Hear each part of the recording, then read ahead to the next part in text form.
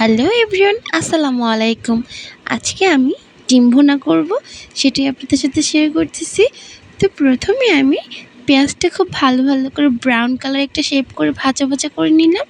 এরপর আমি এতে একে একে সব মশলা দিয়ে দিব। আদা বাটা, রসুন বাটা, হলুদের ফাঁকি, মরিচের ফাঁকি, জিরা গুঁড়া, লবণটা আমি প্রথমে পেঁয়াজের সাথে নিয়ে নিয়েছিলাম।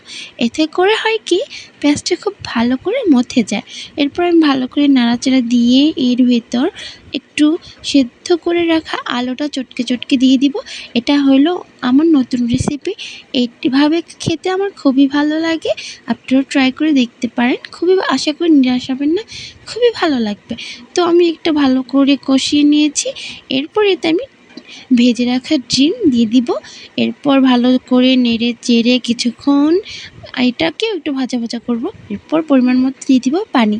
পানিটা দিয়ে দেওয়ার পর প্রথমে একটু বেশি করে আঁচে জাল দিব। এরপর 5 মিনিটের মতো একদম লো আঁচে রেখে দিয়ে যখন নাকি পানিটা শুকিয়ে যাবে, ঝোল টেনে যাবে, মাখা অবস্থায় নামিয়ে নিয়ে হয়ে যাবে আমার ডিম কষা।